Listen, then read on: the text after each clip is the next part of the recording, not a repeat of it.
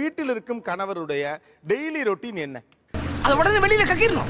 அப்ப நான் கக்கிடுறேங்க. 6 மணிக்கு எழும்பி பிள்ளைகளுக்கு காப்பி போடணும்.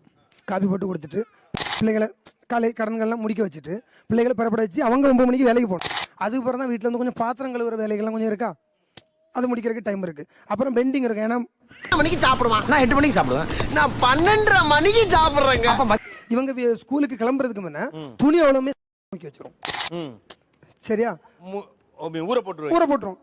வந்த உடனே இவங்க 4 மணிக்கு ஸ்கூல் விட்டு வரக்குள்ள எனக்கு வேலை துவச்சு போட்டுருவேன். துவச்சு போட்டு மேக்சிமம் இவங்க வரதுக்குள்ள என்ன இப்போ நல்ல வெயில் அடிக்கு, வரதுக்குள்ள எடுத்து நான் என்ன செஞ்சுருவேன், எடுத்து அசையில போட்டுருவேன், இல்லை மடிச்சாது வச்சிருவேன்.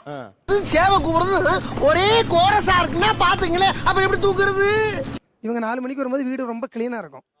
அப்புறம் 4 மணிக்கு மேல கொடுத்துட்டு அழகா சோற போய் ஏதோ அந்த பையன் பாடியில எனர்ஜினால எஸ்கேப் ஆயிட்டாயா. இங்க வடிச்சு எந்த குழம்பு நாங்க அழகா கொஞ்சம் ஈஸியா வச்சிரும். சின்ன குழந்தைகள் வந்து நைட்டு போதா வந்து சாதம் சாப்பிட மாட்டாங்க.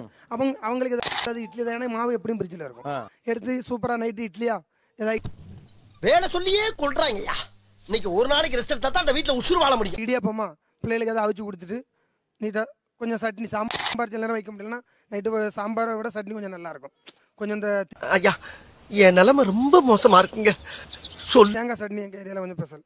தேங்காய் சட்னி வச்சு கொடுத்து பிள்ளைகளை தூங்க வைக்கும் போது கிட்டத்தட்ட மணி என்ன ஆயிரம், 9 ஆயிரம்.